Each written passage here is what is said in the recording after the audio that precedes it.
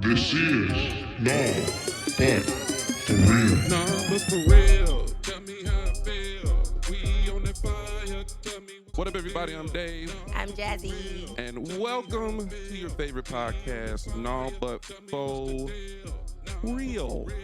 Period. Welcome to the show, everybody. Yeah. This podcast is a podcast about introspection and about everything else happening in the world that we just choose to talk about. And we got stuff to talk about today. Absolutely. So before we get into all that, Nels, how are you? I'm good. I'm well. That's good. How was your week? My week was cool. Just busy week, really. No real time to kind of like sit and do some inner work things. It was more so like I always call it zombie mode, where I'm just like I don't got a chance to think. All I can do is work. So that's pretty much was my week. Next week will be better. Next week, I'll be able to do some things. I'll be able to sit and plan some things. I'll have more free time next week. So I'm looking forward to next week for sure. Amazing. How about you? I'm good. My week was, I ain't gonna hold you. It was a very lazy week for me. I got back in town and I literally sat on the couch, watched Sister Wives, which. What is that? What is Sister Wives? So, Sister Wives. Is this a trash reality show? Yep, you know it. Oh, watching white people just trash is like the highlight. Oh wait, is this like they got the same man or something? They're polygamous. Yeah. So he's married to four different women. Mm-hmm. Got 17 kids. Oh wow. From those women or Yes. other women? Oh wow. Wow. One of them has 6. Oh my. And I was like, whoo. Okay, 17. I hope he's rich. He got some money. Please don't tell me he's a regular guy. It's an interesting dynamic because they're like, we just all need to live together and like all this other stuff. But they lived in Utah. Mm-hmm. This how I be. I'm like all in their business. They lived in Utah, but it's against the law to be married to more than one person. Oh, okay. So they had to, like the police was coming around, so they had to hurry up and pack up Stop move. playing. I kid you not. It's so stupid. What? But they had to move to Las Vegas because I guess you can do that there. When I tell you, it be drama. Oh, so much just dumb. So do they fight each drama. other? Or like the drama, is it with each other? Yeah. Or Yeah. And when I say this man has no say-so of what happens in his household, like, of course, he's the quote-unquote decision maker. Yeah. But these women be running him like crazy. Oh, God. Like, and it's interesting because it's like they're Mormon too. So it's like they be talking about like their faith and but they never really say like, they say this is the faith. This isn't like me being married to 4 women. This is our faith. And I'm like, okay. I'm not really understanding. That's the thing. And that's why I watch it, because I'm like, I don't really understand this. It don't take much thought to understand it. Right. Y'all just crazy. So I'm on like, I'm not watching every season. I'm watching like the recaps of like, of every season. So I go to like the reunion part to catch up, because the new episodes start Monday, new season start Monday. Yeah. And it's just some drama. So, I mean, I'm all in these white people's business, and I don't care, because it ain't us. Right. I don't want to see black people go through nothing like that. I don't like watching trash reality TV with black people. Right. But let's show show me these white people being white. I'm here for it. Hey, polyamory, it's interesting. Like, people would talk about that polyamory in a positive sense, just for economic reasons, having all of these incomes in the household, it could be beneficial. You have all these babysitters. You said you have 17 kids, but you got 3 wives. It's people who got multiple kids and they single moms. So people see the advantage in polyamory because of that. Like you're dealing with more than one person. But there's a flip side where you're dealing with more than one woman. Oh, It could obviously go, and I just know a it's whole gonna nother way. get real bad because it's only gonna last so long till one of them is like, well, you spend a lot of time with her. Why don't I get enough Right. time with you? Right. And I'm just waiting for that moment because he has a favorite wife, even though he don't call her the favorite wife. You can tell like he tends to be towards her more Of course. than all the other ones. And what's crazy is one of the first wife, they've been married for over 20 years. And like when they first got married, she was all for it. She was like, Mm. that's why and then you got like the kids who are like, I don't know if I want to be a part of Right. this lifestyle, Right. but they're growing up. And so, they ask them like, are you thinking about being in a polyamorous? And they like 17, 18. Hmm.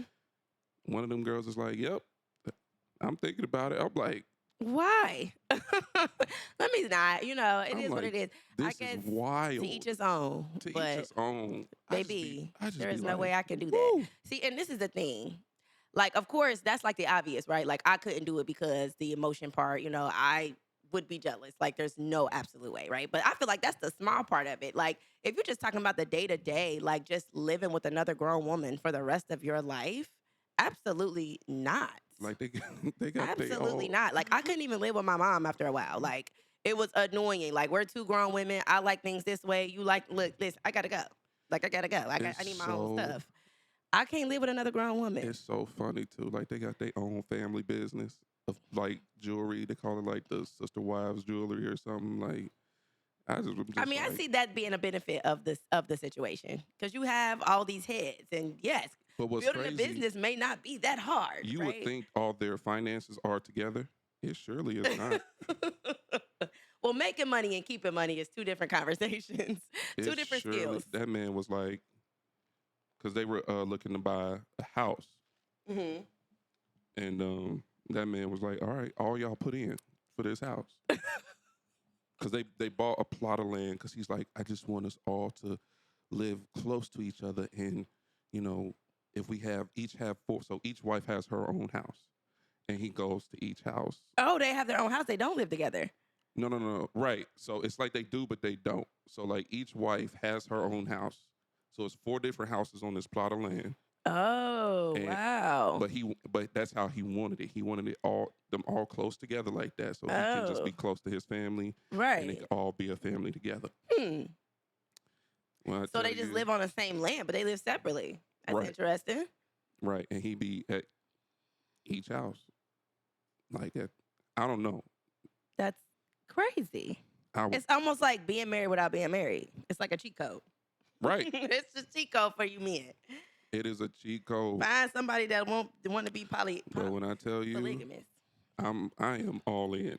I'm just be sitting there like, Yeah, that's a lot. this is crazy. Mm-mm. Ain't no way. But I can't stop watching. That's the crazy part. I can't stop watching. You love watching things that is complete opposite of you. Yes. Like this is something I never have This to is deal something I with. would never do. And I just be like, well, It's funny. I'm serious. Trash like, and it knocks me back into a reality of like, my life is actually not that bad. Like, Right? I would never do this, and I'm so satisfied right. and secure within myself. I would never. Right. So Right. it makes me feel Like, great at least about I know that. makes me feel great about me. If I'm having like an insecure moment, I'd be like, let me turn Sister Wives on. Yep, my life ain't that bad. I'm cool. Shut up. I'm doing quite all right over here. It ain't perfect, Right. but I'm good. Man. Anyway, All right. Watch Sister Wives more than I'm story. saying y'all gotta watch Sister Wives. It's I something. might watch. I don't know. It's hard for me to watch like multiple things at a time. I got like 2 shows I'm watching right now. And that's about it. I ain't gonna. And that's another thing. I was looking for something to watch, and shout out to Kev on Stage's wife. She has her podcast, and like she was like, I've been watching Sister Wives. I said, let me watch this show. And sure enough, I'm hooked. That is Anyway. hilarious. No public service announcements today. There are some that are coming. It's just not today. But this, I had a blank. This next segment is called Let's Get Personal. Hope it's a good one. What makes you insecure, and what do you do to cope? Oh, all right. Full transparency. I am so insecure about my body. Like, so, I've never said that out loud either. Yes, you have. Have I? Yeah. Well, I don't say it out loud a lot, obviously. We definitely have. I'm very insecure about my body, my looks, and all that stuff. No, don't get me wrong. I know I'm a very good-looking man. I know I'm very attractive. However, there are some things where I'm like, oh, man, your stomach's a little out today. The clothes ain't fitting like they should. And so we all go through that. Like, what? Yeah, we got to get it together. Like, as far as man, what? You know how many times I talk about my stomach? Listen, so that stomach, the devil, like, it just reminds you, like, it humbles you. Your stomach it humbles you real quick. Humbles you real quick. And so, how I cope, man, I turn on Sister Wives. After looking at your stomach. After looking at my stomach. I'm serious. After any insecure thing, man, I just be like, let me turn on some trash reality TV. Make me feel better about myself. No, on a serious note, how I usually cope, I usually like I'll a little bit I'll self-sabotage. Oh my goodness, I totally forgot to turn on Do Not Disturb. It's fine. That's my daughter too, so she would have came through anyway. I self-sabotage, but then I remind myself, like, Dave, you know you can fix this, right? Like, you don't have to stay this way. So, Right. I usually go through, a little self-sabotage moment, but then I knock myself back into reality, like, hey, you can fix this. You can make better decisions. You don't have to have a late night snack. You don't have to eat all the sugary stuff You don't need something sweet in the after house. you eat. Right. Like, I need to post. I You need to don't- put that on my refrigerator. right. Like, you don't need dessert after every meal. Like, nigga, stop it. So, I'm going to take the advice of my doctor, my dentist, because all of them niggas was like, you need to change your diet. Mm-hmm. And I was like, yeah, you're right. And what sucks is, like, after a certain age, I know I sound old, but after 30, your body changes, man. Like, Mm-hmm. you can't eat stuff the way you used to. Like, I can't Yep. do fried food for real no more. I can't eat burgers. That breaks my heart, man. I still risk it sometimes. Like, listen, I want a burger Look. today. Like sugar, I know I'm gonna be toe up, but I'm about to eat this Five Guys. Okay. like sugar and everything, can't do it. Like, and I'm a sweets guy. I just can't do it. Yeah. I'm a snacker, and I just be wanting a snack, and I just be like, but can't do it. Right. So it sucks. Am I insecure about anything else? Yeah. Here's another one. Singing. I'm insecure about that. Wow, Dave. I'm so serious. So What is insecure. it? What is the first thing that come to mind as far as like your singing Um, specifically? that I'm not good enough. As well, there's different levels, right? So like, you're not good enough as far as like your voice. As far as my voice um, and what's crazy is people are like, man, like you need to be going harder in music and singing more and doing all this. I've been secure about my voice for years, probably my entire life, um, despite a lot of people saying stuff and Yeah. stuff like that. So, um, and usually how I cope with it is just I usually just ignore it,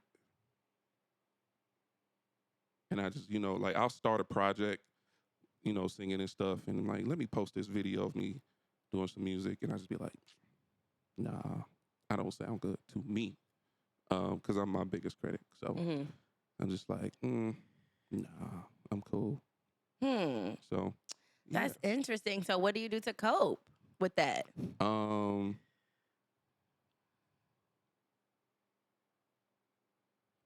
usually focus on something else I'm good at, which is kind of like, and I don't really hear people talk about this a lot. Mhm. It's like being a jack of all trades. It's like if this isn't going good, let me distract myself with something else I'm good at. Mhm. So I ain't got to think about the fact that I'm very insecure about this thing. Yeah. Like acting and music are probably my biggest insecurities. Um, I think because those are the two things that causes me to be the most vulnerable, Mhm.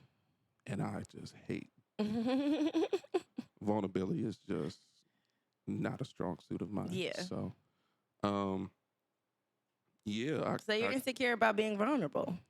yeah, that's the root of it all. It's like vulnerability is my biggest insecurity. So yeah, it's just Do you feel like you express your do you feel like you hold back when you sing? most times.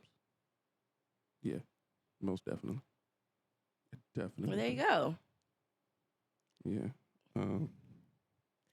So yeah, I'm working through it. Therapy is like really good. Um, and so yeah, uh, like I was supposed to be working on this Christmas album, Hmm. and I just haven't Oh, I started. forgot you're one of them. You like Christmas music. Yeah, I'm supposed to be working on this Christmas album, and I'm just like making up every excuse in the world not to do it. But I've run out of excuses, so I'm gonna get to it. And, Absolutely. yeah, but what about you? What are your biggest insecurities, and how do you cope with them? The first thing that comes to mind is confidence. Mm. Um, and I can talk specifically, but I think that's just like an umbrella thing, right? Like any type of just being confident and sure of yourself. I feel like I struggle with that a lot. I can just see it sometimes, just even in conversations. You know, just my confidence. I don't know how to really dive deep into it besides just like I said, just not being sure of yourself, not being like, you know, confident enough to take risk and do things that you wouldn't normally do. Um, being comfortable. Sometimes, my confidence makes me uncomfortable. What do I do to cope? I try to practice confidence. Like Right. pretty much I just pretend that I am when really deep down. And I talk about this, I pretty much probably said this on several episodes. But yeah, I just pretend I am. You know what I'm saying? It's not all the time. Sometimes I can't pretend. Sometimes it's just not there. And I kind of just shut down and, you know, reflect, I guess, on, what is it that's making me feel inferior or not making me feel like I can just be, you know? So yeah, I don't know. I don't know what else to say about it. I just feel like that's my biggest thing. That's what I've been working on since, my last relationship. And I really thought about how when I really started going into introspection mode, like, okay, this last relationship made me not be the person that says, oh, it's him or it's these guys or it's these men and how they treat me. I started thinking like, okay, how do I treat myself? And Yeah. that's when I started to realize, like, you're not confident. You're not who you really think you are. You know what I'm saying? And that's probably why you're not getting the results that you want to get. And I think confidence is like the biggest thing. Like, once I get that down and once I really, because can you be sure of yourself if you haven't done any introspection work? You Right. know what I'm saying? Like, you don't even know why you have tempers. You don't even know why you get angry and blah, blah, blah, blah, blah. You have no idea why you do that. You can't be sure of yourself if you have no idea why you even exhibit certain behaviors. Yeah. So I'm in that mode still where I am reflecting on behaviors. Um, Where and do you, that's even making me less confident. I mean, even less confident, right? Because it's like, oh, you have to sit and face yourself and then turn around and get confidence out of it. So it's a real big struggle for real. what do you think the root of that is? Is it just like, or where do you think it comes from? Because I think it came from having this idea, having the wrong idea about purpose. I think a lot of us, and it may not be everyone, but I think a lot of us grew up with the idea that we had to perform to be to be likable or to be, like, we could never just be human beings and it be enough. Everything that has to do with everything that has to do with somebody being celebrated or whatever has to do with them accomplishing something. um yeah, so I feel like, because of who I am, I feel like, anytime I was anytime I was getting some type of praise or something, it has something to do with something I did. So I mm, related my success or being happy for myself is to my accomplishments or to something I did, like, or something that I accomplished, something I became, outside of me just being me, if that makes sense. Um, and I think if you tie your confidence to your accomplishments, or you tie it to your performance, I guess, um, then obviously it's not always going to be there, right. because it's going to be times where you fail. It's going to be, Beyonce had just, I mean, I don't know if it was a new video or not, but she had came out with a video where she was like, I won 24 Grammys, but I lost 46. You know what I'm saying? So basically she was saying, I went through way more failures than success. Everybody look at Beyonce and say, oh, Beyonce's this prominent, successful woman, but she talks about failing way more than she succeeded. Right. And it doesn't take that much success to be successful. Mm, If you succeed once, that's still success. right. If you failed 20,000 times, those are failures. But I feel like when we tie our confidence and who we are to our doings and accomplishments, it's always going to be measured with that. So if we're mostly failing, wouldn't it make sense that we are less confident Right. because of our perception of what confidence is, or our perception of what success is? You know what I'm saying? Just like I said, like, I don't feel like women of our generation grew up learning to be wives, learning to be mothers, grew up learning what our true purpose is, what God created women to be, wives and mothers, right? Or, just a woman having these womanly traits, that benefit us, Yeah. that benefit the people around us. We wasn't taught to be, you know what I mean? We were taught to do, go get a degree, go get a career, go do these things. That's your purpose, Right. right? So I think that's why. It's kind of just unlearning and realizing what my being, and that being the most important thing. And I feel like that takes care of the rest. I'm not saying that you shouldn't go get a degree, you shouldn't go be successful, but I feel like really knowing who you are really takes care of all of that. Absolutely. And it's kind of like we learn backwards. So, That's true. yeah. Well, that's great. I'm really glad, and I'm proud of you for being in a space where you're doing a lot of introspection and you're reflecting a lot. I am not confident. Listen, But when I you think, see it, it's not real, but I'm but trying honestly, to make it though, real. it takes a certain level of bravery and confidence to even share that. So you may not be all the way there Yeah. or where you want to be, but because I know you, I Mhm. see the steps and I Yeah. see the progression in getting there. So I'm proud of you.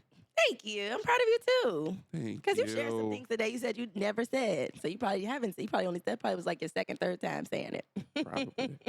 Probably. So Oh, yeah. yeah. Insecurities, man. It gets deep. You know, we were just talking about that, like how you can be joking around and then it just get real deep It real gets quick. real deep, real quick. Well, you know. And then you like realize it's real deep, so you crack a joke and be Right. like, let's get out. That's me. Yeah, let's get out of it. We're not gonna stay here. Find something to laugh Don't about. think we're gonna stay here. We're not staying here. We No. just visited. We just visited. No. Back to the back Yeah, to let's go back. reality here. Let's go back to the party. Well, I'm not gonna say that we're gonna leave the deepness, right? Because we never do. because we're gonna talk about discipline today. Yes, and this next segment is called "Let's Keep It Real." I am sorry. I tried to but I forgot. That was a great transition. Though. Very proud of you. Very proud of you. You know, that could have been your would've been indication a of the next segment. Great transition. And see, that's all you need. You need a transition sentence. You need a, you don't have to. You're right. Whatever, it don't matter. You are correct. And I completely ruined it, and that's fine. You good. All right. So why I want to talk about discipline. One, because when I think about myself and the things I've been needing to do, this is what I listen. One thing about me, that word, every time I hear that word, I'd be like, We in that same it's a boat. weakness. We in that It's a same weakness. boat. And I think it's one of the most important skills to have when you think about it. It's crazy because when I was looking up the definition, it's so many definitions. It means so many different things, which I thought was great, right? Because it's so many like levels to it. Right. And another reason why I wanted to talk about it is because this we just talked about it. This podcast was created on the basis of introspection being needed, right? Like, what is introspection without discipline? Discipline is how we develop ourselves, right? What is no point of realizing things about yourself that you're not going to change. Discipline is how we change it. So we can't leave this topic out, right? That is true. And I thought it was interesting that when I was kind of, studying some little things, I always study little people that like really master discipline and really talk about that all the time. I was realizing like how it's so important as an individual, but think about how it's so important in relationships. Right. And I love that we can get on here and we can have conversations about being like how I was just talking about my confidence, or just we can have conversation that is individual basis, but it still weighs so heavily in relationships. It's almost like obviously your healthy relationships is solely based on your personal development. Yes. Because anytime we think about what makes a person healthy, it's the same stuff that makes a relationship healthy. So I just thought that's dope, like to have this, sort of conversations about individualism, but it still relates to relationships. It still relates to our success in relationships. And, again, that's kind of why I wanted to talk about it. I thought it was interesting that the first time we encountered discipline was through relationships. There's no way we would know what discipline is without our parents. Oh, yeah, that is absolutely true. So it kind of speaks to when we're talking about discipline and we're talking about having discipline, it speaks to needing people, right? Because that's how we wouldn't even know what discipline is if it wasn't for other people, if it wasn't for our parents, if it wasn't for our teachers, if it wasn't for people that we had to be disciplined around. So to think that we can kind of master discipline without having someone someone holding us accountable, which it could be yourself too. You can be that someone. Yeah. But obviously I feel like we were created for relationships. So I think it works best when you are fellowshipped with someone who is going to hold you accountable. Right. So that's just me saying we need people. We always say that, but of course I want to keep drilling it in my head because I'm one of those people that's not going to, always reach out and always claim to need somebody. So I'm drilling that into my head and drilling that to anybody else here that needs to hear it, because at the end of the day, we do need people. Right. And even when we're trying to self-reflect and we're trying to get better and we're trying to do all these things, it still ties to how good we're able to sustain relationships, because that is super linked. I feel like that's super closely linked to our personal development. It's not just about us, it's about how we fellowship with other people. That's a part of the personal development too. Yeah. So we don't want to leave out, oh, it's just individual. Make sure you're getting yourself together. But doesn't mean isolate yourself to the point where you don't fellowship, because Right. we need it. Listen, me time is great, Mm-hmm. but anything, too much of anything is just dangerous. That's good. Too much isolation, you will go crazy. And it's like, That's actually a scientific fact. right, Like Khalif Browder. right. And I think about Michael B. Jordan, right, when he did Black Panther, and he was trying to get in the mode of Killmonger. Mm-hmm. He said he would turn the lights off in a room, and he would sit in that room for hours just to get in that headspace. And he needed therapy after playing Killmonger. Mm. But he isolated himself from people, from everybody, because that's what the character did. And it's just like, when you are in that space Mm-hmm.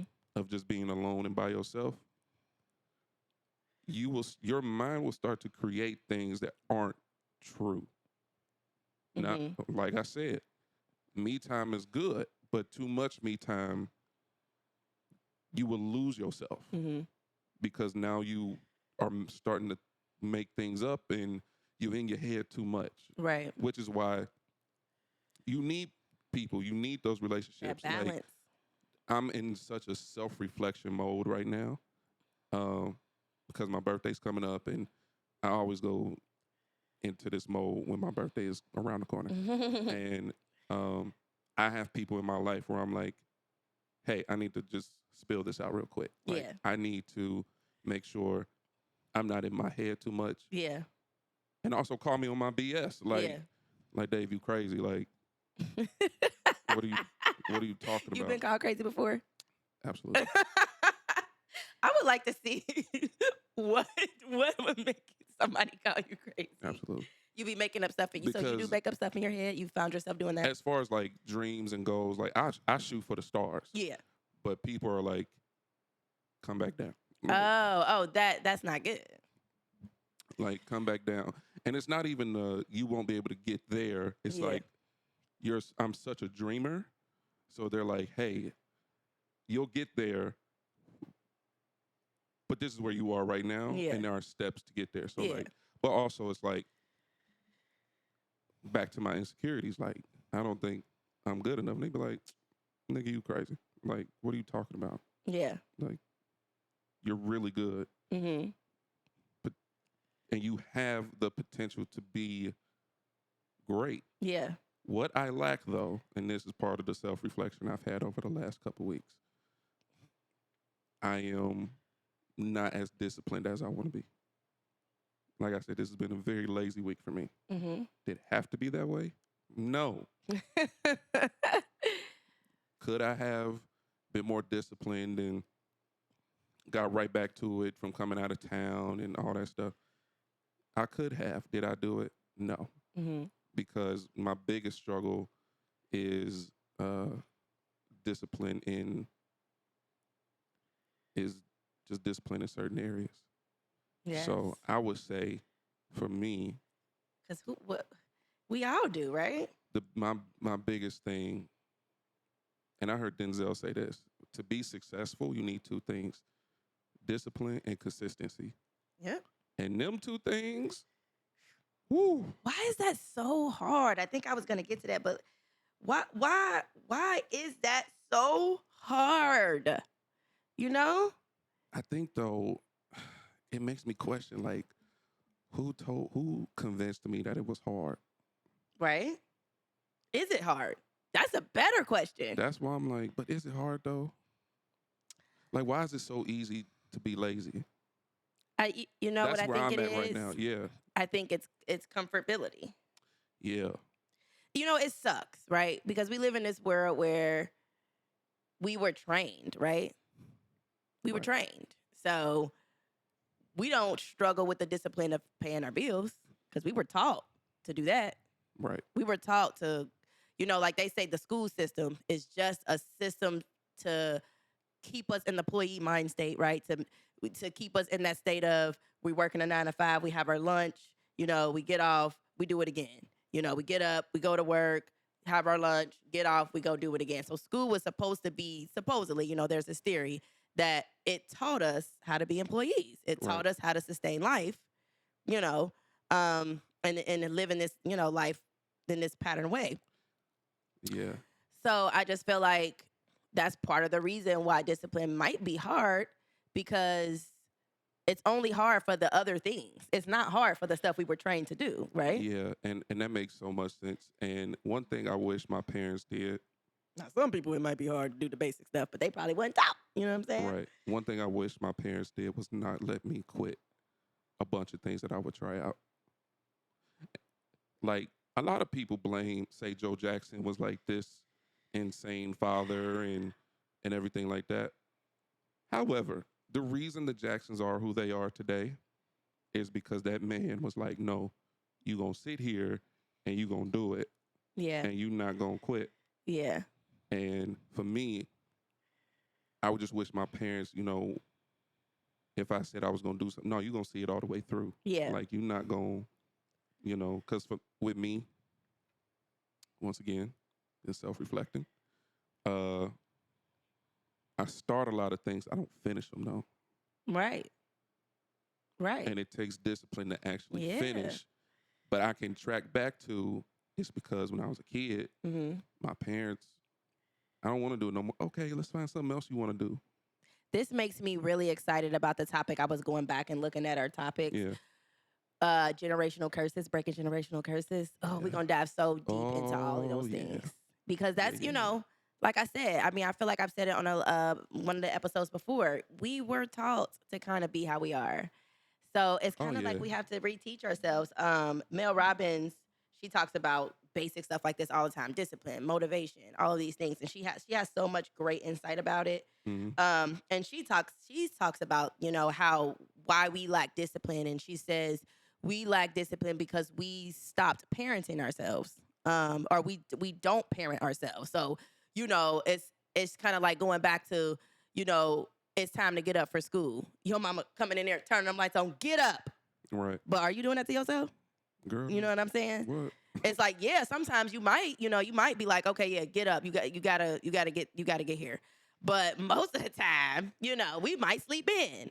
We might not, back then we wasn't allowed to do that. Like mama, we had the belt. Like, you're getting up. This is not an option for you. Right. You know what I'm saying? So I love the insight that Mel Robbins gave. And she was just like, be that parent to yourself. We don't do that. We kind of just, and when I think about it, like when I was living with my mom, say like, early college years, I couldn't wait to get out on my own so that I didn't have to parent myself. Right. Because it was like the discipline that our parents was giving us, it wasn't that comfortable. But we didn't realize at the time, and that's one thing that parents could do better. We obviously going to circle back to this topic. But telling us why, what's going to come out of this. I try to do better with telling not making my daughter do stuff without explaining to her why. Like, this is why. Sometimes she want to watch certain things. Like, I'm not going to be like, nah, you ain't allowed to watch that. Don't ever. It's like, listen, this is the image that it's going to, put in your brain. Whether you think it doesn't affect you or not, it will. Right. You know what I'm saying? And I try to break it down as good as I can to explain why certain behaviors aren't okay, why certain behaviors must be practiced. You know what I mean? It's just like your parents teaching you how to clean, making you clean, not letting you have a dirty room before you go outside. Those are things that they're teaching you. And that's another thing too. So one of the components of discipline. So because it was so many definitions, I kind of just grabbed from different ones. So self-control, obviously, punishment. So when somebody say I'm a good disciplinarian, we was talking about disciplinarians. Yeah. Punishment is a part of discipline, having discipline. Yeah. Do we punish ourselves? Positive reinforcement. This is kind of what I was going to get into. I think that's one of the reasons why I kind of wanted to get away from my parents. Because they were good disciplinarians. Yes, they make you do this, they make you do that, but I feel like the positive reinforcement wasn't there. So what I mean is, I was punished for doing bad, and I was forced to, clean and doing this, and that, but I wasn't rewarded for it. Right. You know, That makes sense. so I think, understanding that both punishment and positive reinforcement is a part of discipline, that's eye-opening for me, because if we're talking about having discipline within ourselves, we need both of those. How many people are super hard on themselves? You know what I'm Yeah. saying? Versus how many people reward themselves and celebrate themselves. That's all a part of discipline too. I don't know if you had anything to say about that. No, it makes sense. It's like back to parents disciplining their children. The first thing my mind went to was slavery. Mm-hmm. And I didn't even think about that. which is why a lot of people don't whoop their children. A lot of black people don't whip their kids no more, because it ties into that, the positive reinforcement part. Slave masters, when they was whipping their slaves, they weren't giving that positive reinforcement. Mhm. You were being punished. Yeah. It's the same thing with whooping your kids. Yeah. But the added part to that is you have to give them positive reinforcement as well. It just can't be Can't just be punishment. right. And I know a lot of people think like, well, you shouldn't be rewarded on what you should be doing, but you should, But you should. It's especially if it's they're as simple children. as, I appreciate that you took out the trash without me asking. That was like, Right. I'll give you some, give you an extra couple dollars for lunch money today. Right. It's something very simple. It doesn't mean go buy them a expensive gift because they cleaned their room. Yeah. Absolutely not. You And know? even as adults, like I'm learning Right. that positive reinforcement is just making someone feel seen, feel appreciated, Yeah. and things like that. And it's especially in adult relationships. Like Mhm. it don't stop when you're children. Right. It's just like if you see someone and they're putting forth effort and things like that, should they be doing it? Yes, but also show them appreciation. Right. That's what makes people want to keep doing it and keep oof, going. That's what I lacked so much in my last relation, in all my relationships. I was, and I hate to keep going back to childhood, but a lot of this stuff is stemmed from childhood. Yeah. I wasn't rewarded, so I don't know how to reward. All I know how to do is punish. So when I get into a relationship, it's, if you out of line, I'm gonna get you in line, or I'm gonna try to get you in line, or I'm gonna go off about you being disrespectful and out of line. But am I gonna appreciate you for cutting my grass? Am I gonna appreciate you for trying and getting through? Forgiving me for getting angry and out of line. Like, am I going to Right. really reward you? And because and it's so crazy, because one of my friends talked about that, like in the midst of my relationship, obviously was going through ups and downs before it ended. And I had a conversation with one of my closest friends, and I would say certain things like, I just get tired of this, and that. And she was like, yeah, but do you appreciate him? Like, that was her first response. Like, she was like, because I know us women, sometimes we be so ready to, like, curse someone out or let someone have it because of something they did. Right. But we're so slow to say those kind words to make them feel appreciated for the stuff that they do. You know what I'm saying? Like, if we're only talking about all the bad things that they do, even if it doesn't come up a lot, but it's the fact that only happens, of course, that's going to make a person feel like they're not doing anything right. Right. And that's But I'm it telling took y'all- my last relationship for me to learn that. I'm telling y'all now, if all you do is complain about what they don't do and how they should be doing something better, it's not. Please take it from somebody who has experienced this. Yeah, It's not gonna go the way you think it should. it's not effective. It's not effective. It doesn't work. Matter of fact, It does the it's going to opposite. make them stop doing it. Yeah, Because what I've learned, just because somebody doesn't do it your way, doesn't mean it isn't the right way. Like, if you do a thing a certain way, and we're trying to do the same thing, your way of doing it is great, but my way of doing it is cool too. yeah, Don't take away from who I am because it doesn't match who you are. right. And so I think it's just better, especially in romantic relationships, and you and your spouse, you and the person you're in a relationship with, you're two different people. You're not gonna do everything the same way. Y'all don't even communicate the same way. So to insert yourself into who they are, and you wagging your finger like, well, I do it this way.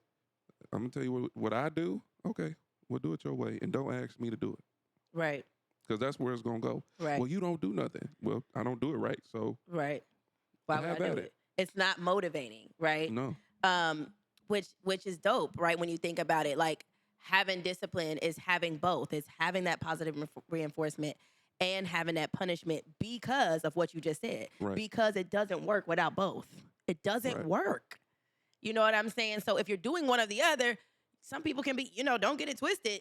You might be, you might not punish yourself, but you might be doing a little bit too much positive reinforcement. Yeah. Positive reinforcement only applies when you're doing what you're supposed to do.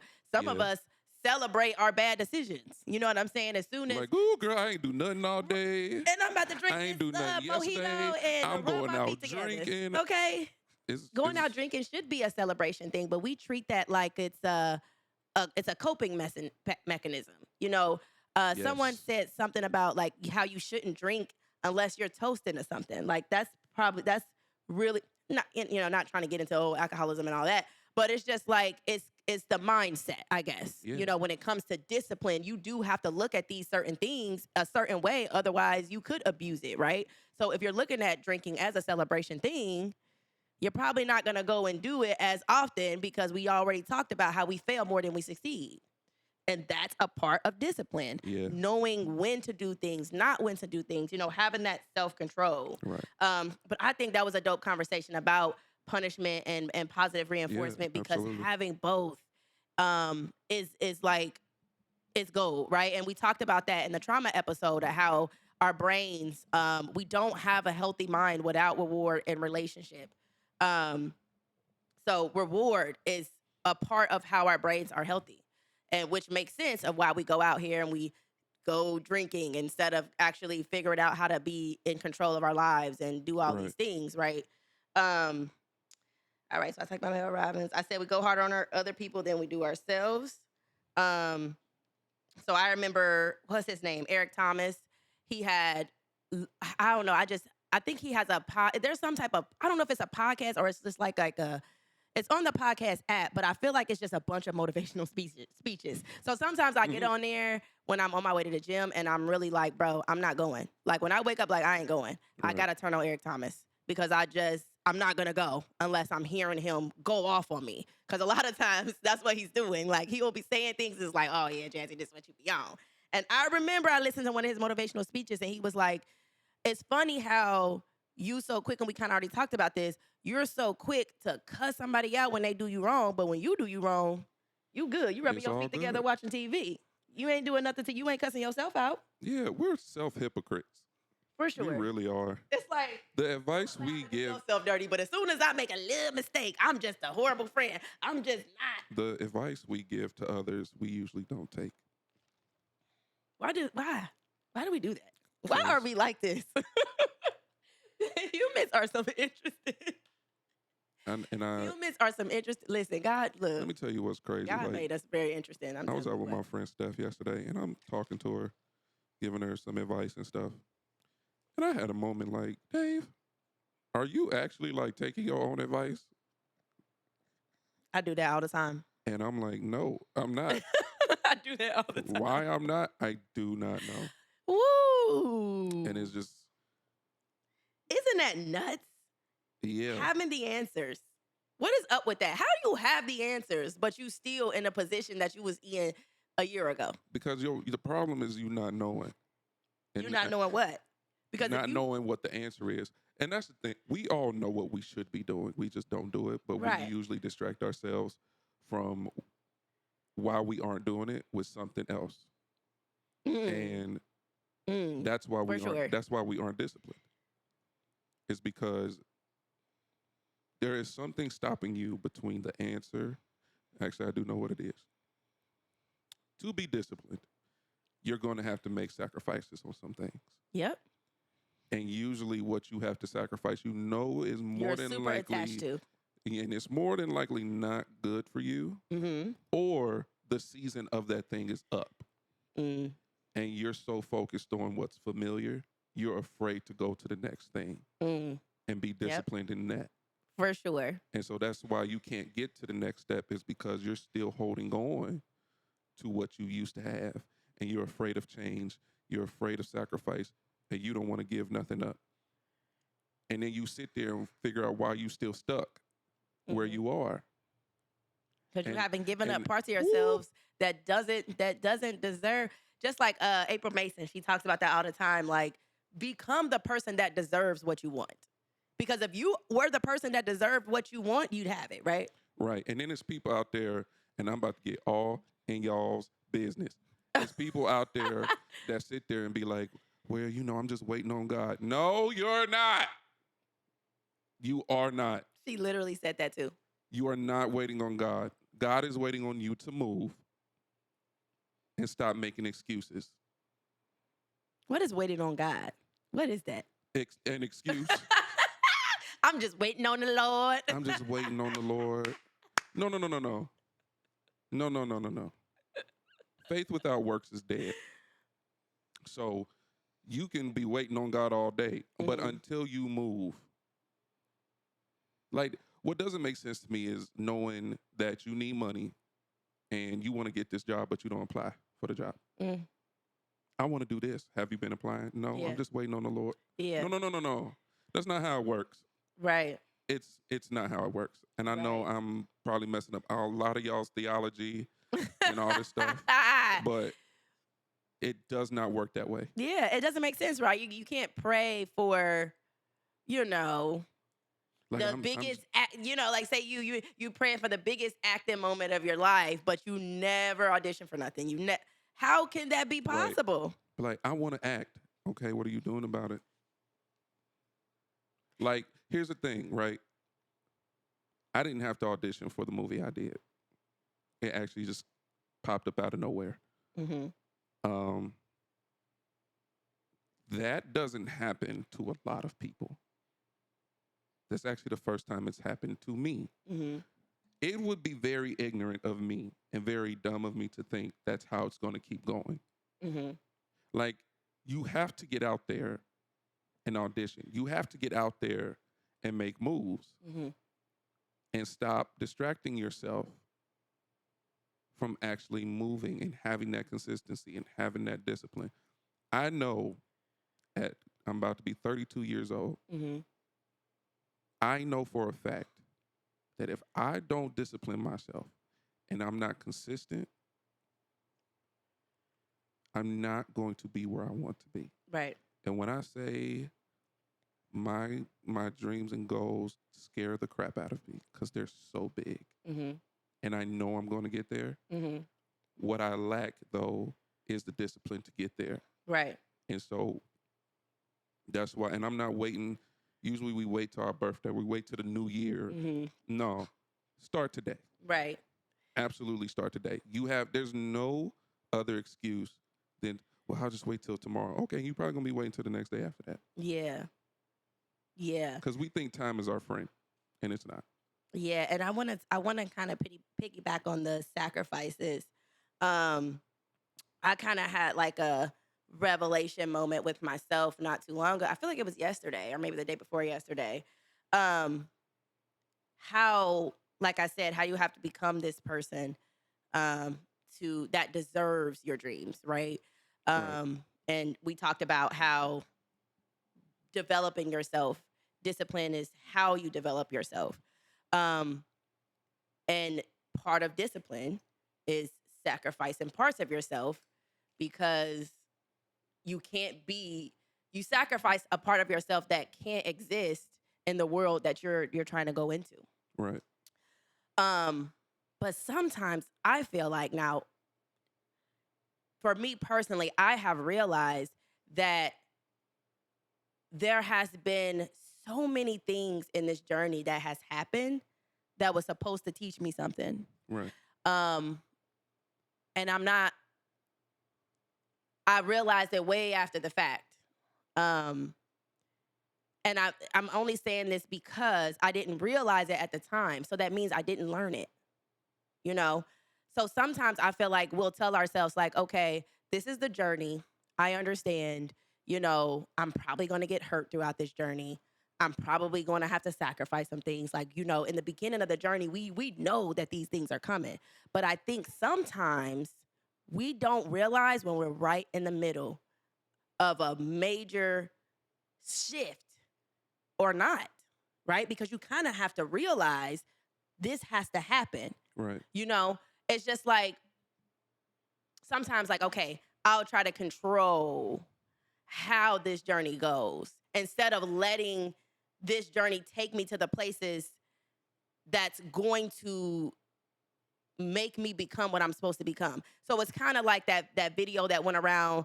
I don't know. I think it was from a movie where it talked about it was a man. I forget who the actor was or whatever. I think it was a big actor or whatever. He was talking to a woman, I think, and he was like, "Do you think when you ask God for courage, do you think He's just going to give you courage, or is He going to put you in a position to have courage where you have to have courage?" Right. But you still have to choose courage in that moment. Yeah. But some of us will still, we have no idea. We ask God for courage. The time has come for us to be courageous. We have no idea that was the time. You know what I'm saying? You said something very important that I don't want to skip over. He said that you have to choose courage. Mm. And I think we missed that part.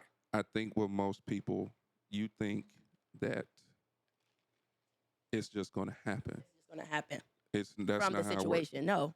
The greatest power God gave us is a choice. Mm. There's only two choices you're going to make in your life every single day. The right choice or the wrong one. A good one or a bad one. Right. And right or wrong is subjective to whatever you're doing, right? Whatever you're trying to do. And so I don't care what it is you're facing. You have to choose courage. You have to choose it. You have to choose peace. You have to choose love. You have to choose. It's not just going to show up. Right. The moment you wake up. Right. Like you have to choose to be disciplined. Right. Or choose not to be. Mm-hmm. Mm-hmm. And at the end of the day, you have to live with that choice. Yep. So you can't blame it on everybody else while you aren't where you are. Right. There's nothing stopping you from getting from point A to point B other than you making the choice to get there. Yeah, and you have to be really self-aware. You can't miss the signs. You know what I'm saying? Something monumental happens, that means it might be time to not be this person anymore. This is what this decision, this result from a decision you made resulted in a situation you don't want to be in. That's supposed to teach you to be someone else. Right. But we miss it every time. But we call ourselves on this journey, right? But you can't be on any journey without being aware of what God is trying to teach you. You know what I'm saying? Yeah. You know, they say there's not a testimony without a test. I say it's not a testimony without a past test. You know what I'm saying? You didn't pass the test if you didn't learn anything. There is no testimony if you didn't learn anything from the test. Right. So that's the part I feel like we skip. You know, we'll talk about our struggles, but what did the struggles teach us? Do we talk about that? You know what I'm saying? Or we could talk about what it taught us, but we might still, you know, engage in activities that we shouldn't. You know what I'm saying? Right. So I just think, like, for me, like, I was, you know, going through some decision making, and I'm like, well, I want my journey to kind of look like this, but my life is going this other way. And I'm like, bro, I'm just gonna wait until I can get it to go this way. And then I had to think about it, like, no. You know what I'm saying? Like, it's going that way for a reason. It's going that way because you have to become a certain person. You can't skip over that. Can I say something too? I feel I'm supposed to say this. Yeah. Some of us also are using the excuse of waiting for the right time. Yeah. The right time doesn't exist. Yeah. You have to create the right time. Yeah. Now, there are some things I feel like in communication, the right time makes sense. You need to communicate at the right time. Yeah. However, when it comes to discipline, when it comes to anything internal and working on yourself or your dreams and goals or anything like that, There's no such thing as the right time. Well, I'm waiting until this falls in line with this, and then I can do this. You're going to be waiting forever. Right. Right. You need to create the right time. Right. You need to do your part. Let God do his part. And then the right time will show up. But Right. you can't sit there and just be like, well, I'm just waiting till Right. this happens. No. I want to wait till I feel motivated, right? Right. When there's no real such thing as motivation when you think about it, not before the actions. Right. Because you think about it, you're unmotivated, right? If you're unmotivated and you're lazy, doesn't that go hand in hand? Right. Obviously, you have to start doing things consistently every day to create that motivation. If you're an unmotivated person and you're a lazy person, what don't you think the reason you're unmotivated is because you're lazy? And we get so caught up in feelings. I'm sorry, and I know some people may disagree. Feelings are temporary. Temporary, very I temporary. don't feel like getting out of bed today. So what? Get up. We got That's stuff. life. We got stuff to do. You're that parent. Turn Like- that light on. Like, y'all really thought today? I didn't feel like doing nothing today. Right. Me either. But I was looking at the clock like, ooh, it's 8:07. Okay. yeah, like I got here Gotta at get up. 8:45. I normally here at 8. However, I know, number one, I'm trying to build something. Number two, I've made a commitment. Number three, I'm trying to undo a lot of things in me. Yeah. And so you have to know where to start. Right. So if the easiest discipline is getting out of bed and making the bed, make that bed. Right. If the most consistent thing you can do, get up, wash your face, do your thing. You are slowly but surely being consistent in these areas. Apply Yeah. that to these other areas now. Right. Get your feelings out of it. Right. Do I feel like folding these clothes? No, I don't. Do I hate folding clothes and doing laundry? Absolutely. Okay. But it got to get done. It has to get done. You can't just pile it up like Take me. your feelings out of it. Like, your feelings have nothing to do with getting things done. And let's take it a step further, right? Because, like I said, if we're linking being an unmotivated person to a person that never does anything, that's obviously the reason you're unmotivated. So if you start doing things, like Dave said, you start consistently doing things, that's not only going to start motivating you, but is going to start changing your feelings too. Right. I think at a point in time, if you are consistent at something and it's working, your motivation is going to be there. The feelings are going to be there. Maybe not every day, but you Right. just trained your body, you just trained your mind to change the perception of now you wake up at 6 a.m. You used to sleep in till 10. Now you wake up at 6. Now your mind is different because now 6 a.m. is when I start my day.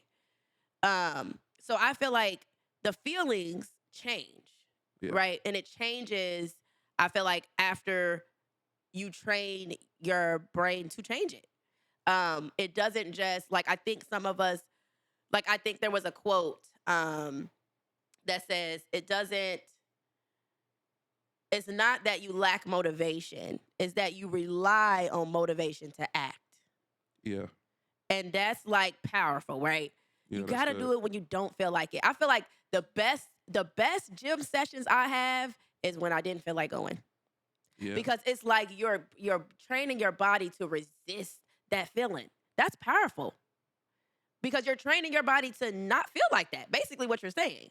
You're Right. training your body to say, I don't mind going to the gym. You're telling your brain is telling yourself, I don't feel like going. Your body is feeling like it doesn't want to go, but you go anyway. What you telling your body? I want to go. And if you keep doing that, you're gonna want to go. You know what I'm saying? So I don't know. I just think that's pretty dope when you think about motivation. And I like how Mel Robbins talk about how motivation doesn't exist because you kind of have to create it. It's not something that just exists on its own. Sometimes we think motivation is just this separate entity that we can just go and get. or Right. or it's just like it's just gonna come. It's one of those things that you have to create. It's not us things that exist already. It's something you create within yourself, within your own actions. Right. Um, so a lot of this stuff we already talked about, positive reinforcement. I put in here. I always talk about self love, the era of self love, because I put that we reward our shortcomings. We talked about that, going for a drink when we're stressed about a bad decision. So that's a normal thing, right? Like, oh, I did the worst thing in the world. I need a drink. Um, is self love affecting our discipline? It's the act of, oh, I need to love on me, because sometimes I feel like with myself, um, I already shared that my insecurity is confidence, right? Meaning I have to continuously love on myself to build that, right? But sometimes maybe I can love myself a little too much, because it's like, and I know your perspective is like you can't love yourself too much, but you can kind of abuse the love or whatever. So I Hmm. kind of look at it like that. Like, I don't think I love myself too much, but I think I can abuse the fact that I love myself, um, to the point where it's like I don't allow punishment for Right. bad decisions or shortcomings. Um, which is a part of love too. When you think about it, your parents loved you, but they whipped you sometimes Yeah. because But that to discipline yourself is to love yourself. yeah, Like it's not you can't just focus on the reward of it all. the feelings, the what's gonna make me feel good. Well, Right. obviously, feeling good is not the season of feeling good. Sometimes I have to tell myself, like I was just telling you, I try to control how this journey go. Like, I'll be in pain, yeah, but not that much though. Right. Just a little bit. I do a little bit here, a little bit there. Just like your season is paid. This is your season. Yep. That's the season you're in. Every little decision you make is gonna take you right back there. Yes, it is. Um, so I wanted to kind of touch on fear a little bit. We're doing good on time. Um, how do you think fear plays in a discipline? I think fear is the number one reason we aren't Right. because like I said, it causes you to sacrifice some things. Discipline does. So you think you're afraid? You are afraid. One, we're afraid of what we don't see. We are afraid of the unknown, No, right. which is why most people don't take a risk. Why most people won't move to the next thing because Yeah. this thing has been consistent in my life. However, this thing no longer serves me, but I'm Yeah. used to this. Yeah. I don't know what all is coming with this. Yeah. And that's moving in fear, not Yeah. faith. Right. And so if you have to know every single thing that's going to happen in order for you to move, you're never going to move Right. because you're not always going to know. Right. You're never going to know every single thing. Right. And I feel like with discipline, fear is the biggest part of it. Yeah. Is because you're so afraid of not knowing. Well, what if I don't? What if it goes this way? What if it goes, okay, so what if it does? Yeah.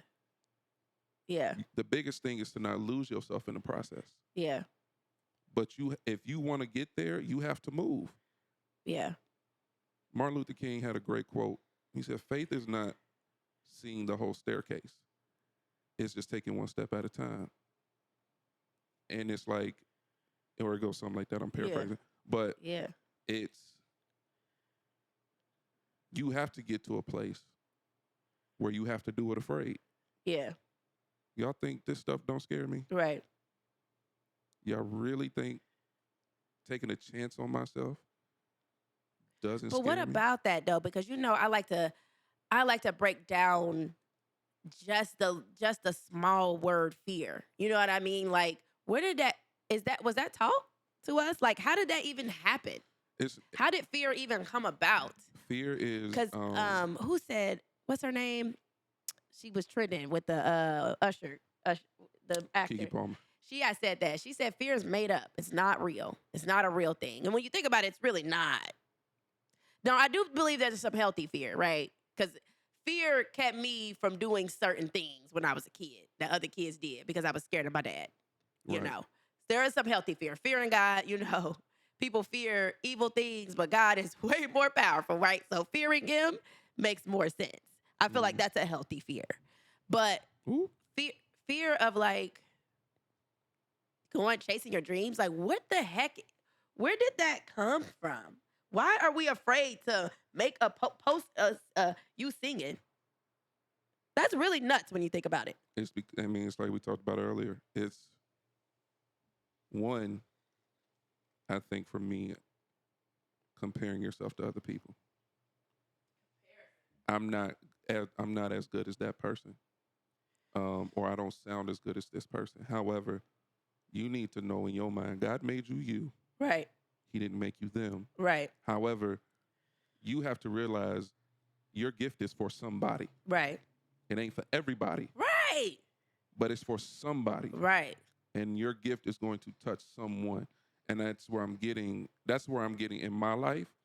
I don't need a lot of people. Yes. I don't need the glitz and the glamour and the focus of the world. I thought that's what I wanted. I really don't. I just need the right people. Okay. Because let's be clear. When you talk about, even if you talk about business or even, you know what I mean? There's a market for everything. Right. When you think about it. Like, people be so stuck on, well, what is the majority? Like, everybody talks about the majority, but there is a minority that still represents a good percentage of the world. Right. Which could still make you rich. Even though it's the minority, you know, whatever. And that's the thing. You don't need... 10% of Cincinnati is probably going to get you successful. Right. People think so much, oh, I got to get that other 90%. No, you don't. And that's the thing, right?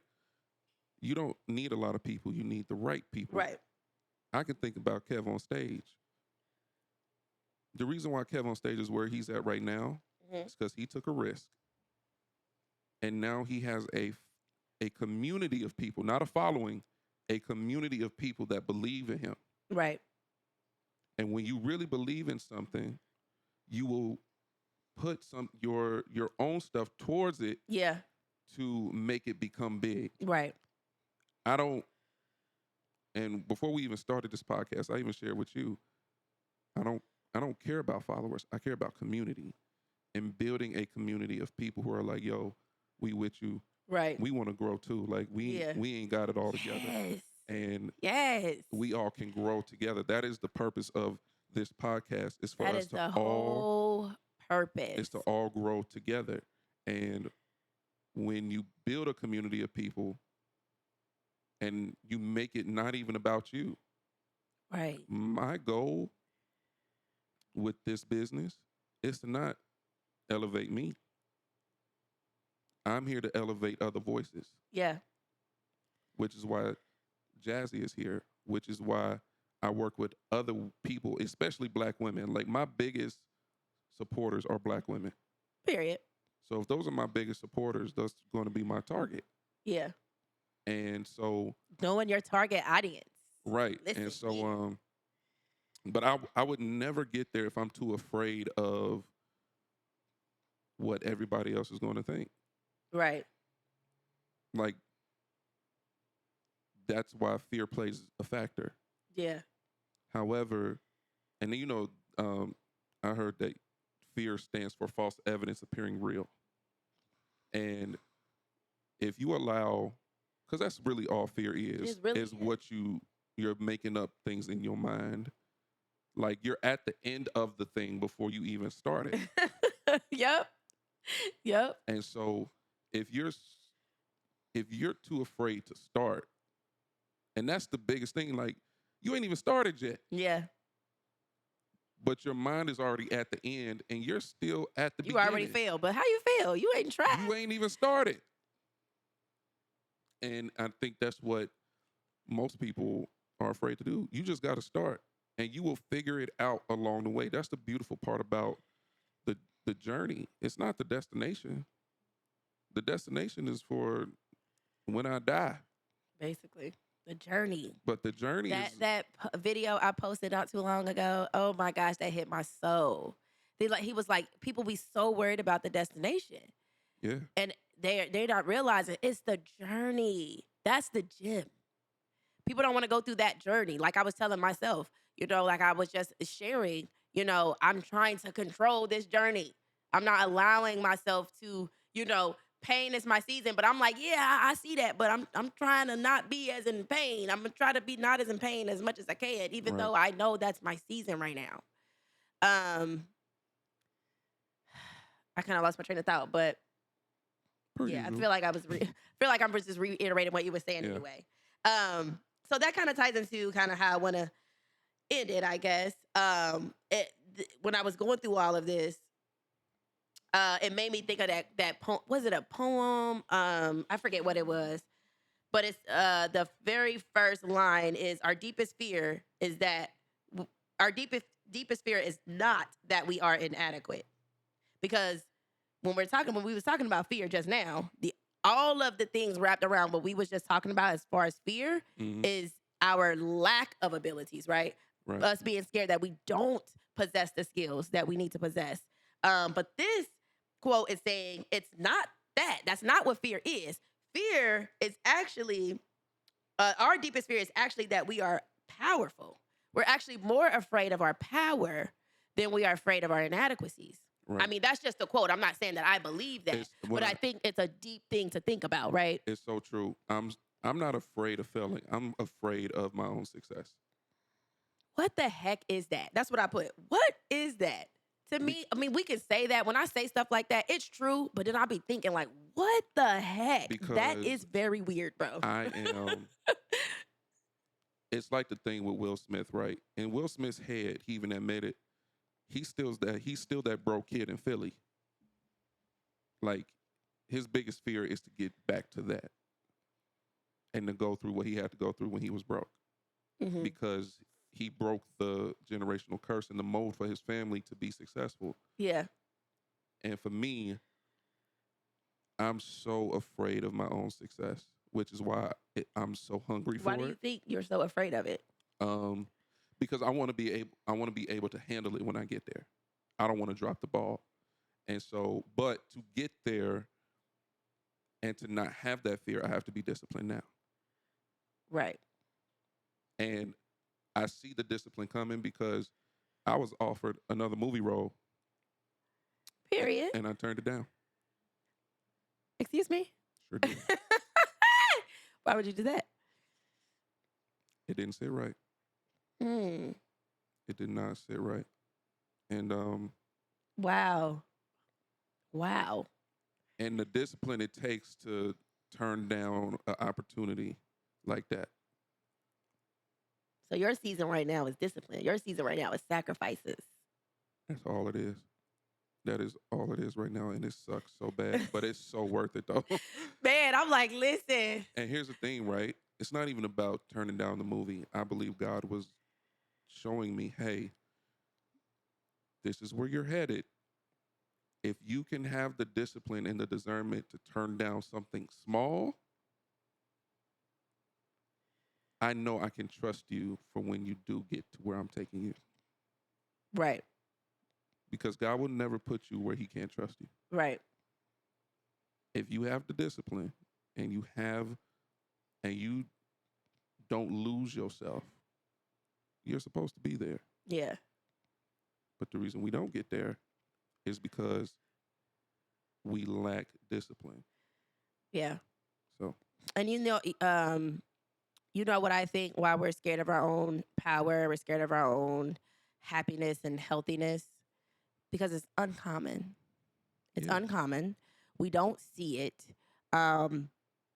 It's uncomfortable when you think about it. Like that TikTok where it's a sound where somebody's complaining about something like, yeah, I really didn't like how you did this, and the person was like, I'm sorry. I wasn't trying to make you feel that way. And the other person was like, what? This is supposed to be an argument. This is supposed to be the toxic argument. We're supposed to have a screaming match because that's what's most common. right. So I know one of my closest friends, like she's in like, a really healthy relationship. And she talks about that all the time. Like, this is weird. You know what I'm saying? Like, this is very weird to have somebody that to have somebody that we're not healthy. We're working on our health though. You know what I'm saying? And it's creating this space of happiness that's, that she never experienced. You know what I'm saying? She talks about that all the time. Like, that's crazy. Like, she be thinking like, I'm really gonna marry this person. Like, I'm really in love. I'm really gonna spend the rest of my life with this person. And she's like, this is the most amazing feeling. It's scary. Yeah, because it's unfamiliar. It's unfamiliar. And what we do, to cope with that, and we sometimes don't even know it. We're trying to prepare ourselves to wake up from the dream. Right. We're trying to be like, listen, like this, too good to be true. It's too good. The too good to be true mentality. Right. And it's like, everything's good.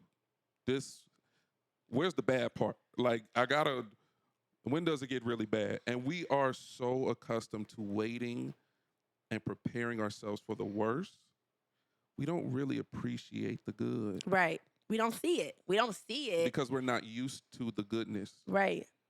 And I think, though, we really need to get back to a place of, yes, the bad is going to come. We accept the bad parts, right? But don't let that outweigh the beauty of life. Right. Like, most of our lives aren't as bad as we think. Right. At all. Full circle moment. Yeah. Going back to the Sister Wives thing. When I say, I sit there and I just be like, God, I thank you. 'Cause I'm sorry I was complaining last night. I was complaining. And this man is choosing to deal with 4 women and 17 kids. Now, them kids is his responsibility. I ain't gonna hold you. Now, this polyamorous life and the stress he got, he chose that. Yeah. That's rough. Yeah. However, I'm at peace. Like, my life is cool. Right. It's not as bad as I keep creating my mind to be. Right. And it just comes from a place of thankfulness and being like, you know what? Life ain't bad, but I'm not where I want to be, so I got to get back to being disciplined and things like that, which is where I am right now. Like, right. I woke up yesterday, got to the studio, got to work. Like, for sure. So, for sure. Yeah. Yeah. So, being afraid of being happy. Yeah. That's deep. And obviously I feel like that's more of an individual situational thing because,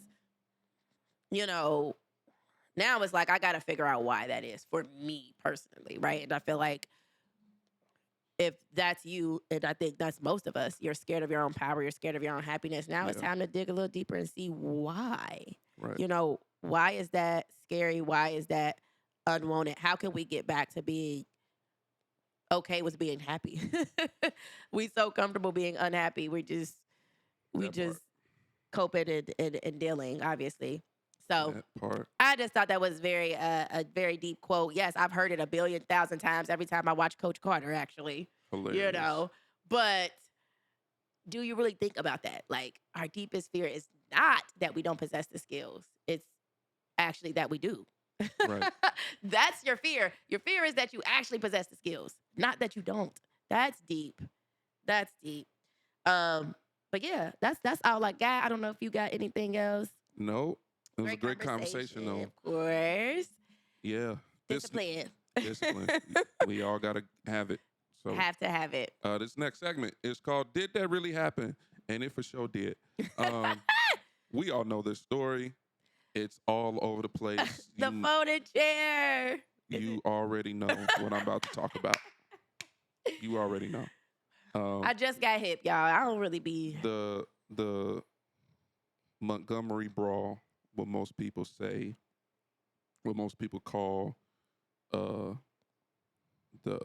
fade in the water. We all know. Is that what they call it? Yes. We all know white people being white, having a beautiful day. They pull up to this dock where they're not supposed to be docked, number one. Number two, we all know the black man that was, he was working. Uh-huh. And he was like, hey, like, y'all can't dock here because the Harriet docks here, which is a tourist type of boat that people go on. Okay. And It's docked there 22 hours out of the day. Oh, And okay. these privileged white people was like, no, we gonna dock it. He's like, no, y'all gotta move. Like, now this man is doing his job. Right. What's the What issue he with gets just moving paid to do. it? These white people get out. Y'all know the rest of the story. I don't. So tell me for me. Oh, so the white guy confronts the black guy working. He starts pushing him, fighting him. We all know the black signal. Throw the black hat in the air. And for a moment, and so I guess it's his sons and daughters, wife, whatever. All of them start jumping him. No, I heard they didn't know each other. These black people didn't know each other. No. The white people started jumping the black Oh, man. the black. Oh. And So he got jumped. so Okay, so I then- see now. There was a black man who came and ran down, trying to break it up, trying to be the peacemaker, everything. They started hitting him. Out of nowhere, Right. the black Aquaman comes, swims right on up to the dock, lifts himself, and he's only 16 years old. What? Only 16. And hops out, takes his shoes off, gathers himself. And then all of a sudden, the Black Avengers show up. And here's what I want people to understand. Because I was thinking about this the other day. We are getting to a point that it's not safe for you to be racist. Because Okay. Black- Leave us alone. Leave us alone. when I say leave us alone, We have had it. like We've had enough. we It's not 2023. we not taking the N-word from y'all no more. We not taking the blatant disrespect. Now, we already know this country was built on racism. And personally, for me, until you change the foundation of this country, you're not going to change that. Right. So, like I said, if you think, like to me, Montgomery is just a small picture, Right. small glimpse Right. of what y'all really don't want black people to do. Right. Right. Y'all really don't Right. want that to happen. You don't. Crazy enough, I was supposed to be in Montgomery this past weekend. That is funny. I was supposed to be there. My homie, my brother Grant hit me up and was like, please tell me you was down there. Start And- tearing them up with that. And I've talked about chair. Grant Oh before. my Grant is a God. white man, white as can be. But that's my boy. Like we joke a lot. And when I tell you, I ain't gonna say everything, but when I tell you, he is the funniest human. We sent memes back and forth. Oh, he loves seeing these white people get there. Oh, he was sharing all the memes, all the things. We was like sharing tweets back and forth, texting each other about it all. Because it's actually amazing, right? Because I just learned about this yesterday at my lash appointment, actually. I was seeing the videos or whatever, Yeah. but I had no idea what happened. Like, I didn't know that it was a racist thing. I didn't know Yes. that the black people didn't even know each other. They were just having each other back. Dude came out of nowhere with the chair, like, I didn't know that this was Also, the thing. yes, that's a part of the story. Very important part of Oh, the I story. thought that was the Avenger. No. The chair wasn't the Avenger. Who, Oh, no. Who was the Avenger? Somebody Oh. came out there. No, the Avengers are the people who came off the boat Oh my and God. started wailing on these white people. And I usually don't like violent videos, but the amount of times I've watched this and just watched in pure enjoyment. Right? And Because, the thing about it yeah. is, the black man came with the folding chair and just started smacking white people left and right. There was a white woman who was just helpless. She just wanted to get up. He came over. He said, no, sit your white tail down and get smacked with this chair. Okay? And of course, he got arrested. However, Oh my all- God, this is so all the white funny. people have been arrested. Oh God. All the white people have been arrested. They are currently in jail. As they should. all the black people have posted who got arrested are not in jail. So it's honestly a national holiday for us. Yes. The Alabama, what do we national- call it? And Lord. shout out to Alabama Brawl. shout out to Nathaniel Alexander, a black man who created the folding chair. Who invented the folding chair. Yes, he did. And we love to see it. One thing about us, we gonna pick up something for Black people using black inventions to beat up white people. I'm here for it. Racist Beat white up racist people. white people, right, Racist white right, people. right. Sorry. I don't want to. We not going to. Yeah. sure. Yeah. Knock out some racist white people doing racist things. Yeah, absolutely. And like I said, America, you really don't want these problems. So At all. if you here's my message. If you are racist, when you get around black people, Shut it off. Shut it down. shut that down, because Montgomery is a prophetic glimpse into your future if you choose to act upon your racism. No, for sure. Okay, that's all I'm saying. For sure. That's all I'm saying. Shout out to the black men. Shout out to all the cousins, man. The Shout out to all the cousins. black kings and queens, the fellow black kings and queens who put it down. Shout out to the black man who didn't hit a woman other than the man with the chair. He blacked He out. don't He count. even admitted. He was like, I just blacked out. I just saw racist white people this time. But shout out to the black women who I was thinking about my ancestors. Listen. honestly, my favorite part is there was this white woman trying to get some licks in. This black woman came out of nowhere, knocked her out, drug her to the end of the dock, and threw her in the water. I'm here for it. I hope she could swim. No matter to me. Wow, Dave, we're not gonna do that. Well, Should have been racist. I don't really know what else to tell you. But yeah, that's what Alabama happened. Brawl. And Shout out to all the cousins. shout out to all the cousins, man. Listen, we are getting back to work. It's a busy time for me. So there's got a lot going on. Got some traveling to do. But we're gonna knock these out as much as possible. For sure. And some additions are happening, some changes being made. But that's a part of public service announcements that will be just rolling out as Period. we go along. We are almost at episode 25. I think I want to do something special for that. I'm not sure yet. We may go live. I don't know yet. I'm still trying to figure that out.